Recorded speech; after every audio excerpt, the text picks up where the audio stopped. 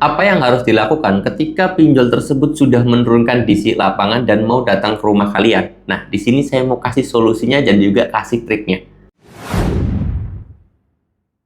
Assalamualaikum warahmatullahi wabarakatuh teman-teman semuanya. Pada kesempatan video kali ini saya ingin membagikan sedikit tips dan juga trik ketika ada DC yang datang ke rumah kalian atau DC tersebut mau datang ke rumah kalian. Oke, di sini saya mau bahas ya, karena banyak banget dari kalian semuanya yang ketakutan ketika didatengin DC lapangan ataupun FC. Terserah kalian mau manggilnya DC ataupun FC, itu sama aja lah saya katakan ya, walaupun ada sedikit perbedaan. Tetapi di sini saya pengen bahas yang namanya gimana caranya, solusinya ataupun triknya ketika kita menghadapi DC pinjol ini. Di sini saya mau bahas buat kalian. Yang pertama, yang harus kalian tahu dulu, atau saya pengen tanya dulu, kenapa kalian itu takut terhadap DC lapangan?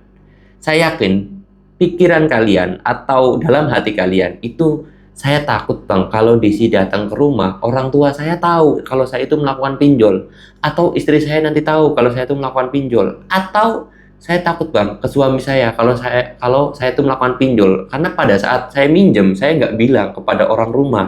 Nah, ini faktor paling banyak yang kalian lakukan atau para pinjol itu atau para nasabah itu lakukan, itu ketika melakukan pinjaman online nggak pernah bilang kepada orang rumah, entah ke suami, ke istri, entah ke orang tua. Akhirnya ketika ada ancaman di situ mau datang ke rumah kalian, kalian udah takut duluan dan gemeter dan stres ya.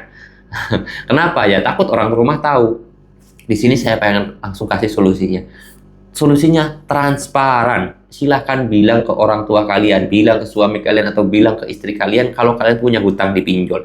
Itu akan sangat membuat kalian lebih tenang, lebih enjoy, lebih relax. Yakin, percayalah sama saya. Tapi bang nanti berantem. Iya, pasti berantem.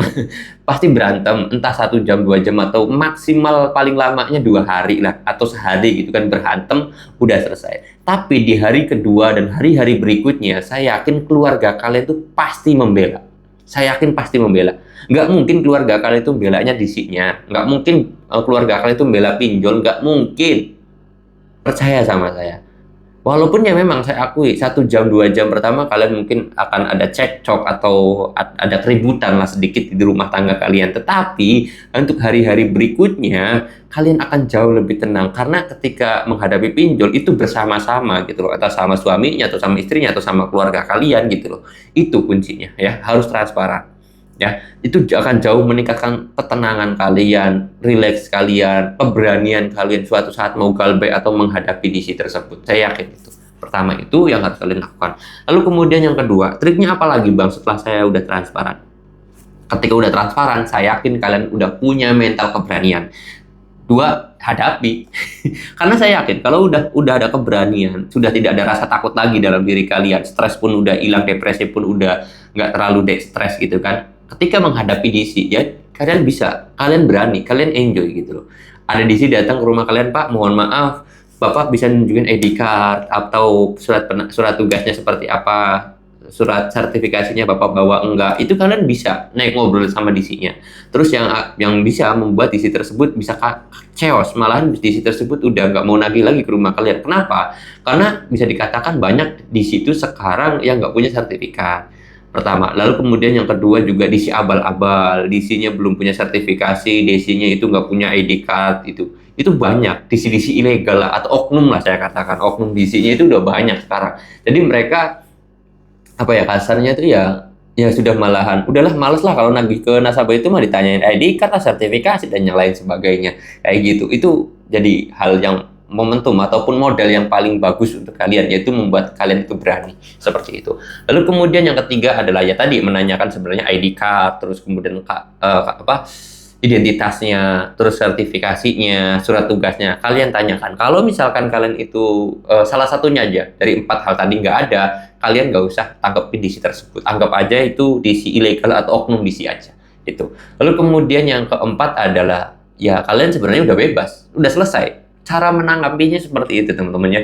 Sangat mudah dan juga sangat simpel sebenarnya. Karena saya kira ya di situ sama seorang orang juga, nggak mungkin jin, nggak mungkin robot juga. Makan masih pakai nasi, mereka hanya seorang karyawan yang ditugaskan untuk menagih. Dan mereka pun sebenarnya nggak bakal berani macam-macam juga sama kalian. orang tamu, pendatang gitu kan, terus mau ngacak-ngacak rumah kalian, ya kalian tinggal panggil warga aja, woi maling, maling, maling, selesai. Nanti DC tersebut bisa digebukin sama orang warga kan gitu. Ataupun apa ya, ya gampangnya seperti itulah. Pasti saya yakin kalian tuh bakal didukung oleh sekeliling kalian atau sekitar kalian. Karena saya yakin DC nggak bakalan berani berbuat macam-macam kalau kalian itu berani menanggapinya atau melawannya seperti itu. Oke, mudah-mudahan video ini bisa bermanfaat dan juga bisa kalian terapkan agar kalian itu bisa jauh lebih tenang. Karena kalau misalkan kita itu nggak apa ya, nggak diterapin apa yang saya sampaikan tadi, ya percuma aja, bakal jadi sia-sia juga. Oke, saya harap setelah nonton video ini kalian bisa terapkan kepada keluarga kalian dan harus memberanikan diri akan hal itu. Saya mau tutup dulu video ini dengan kata assalamualaikum warahmatullahi wabarakatuh.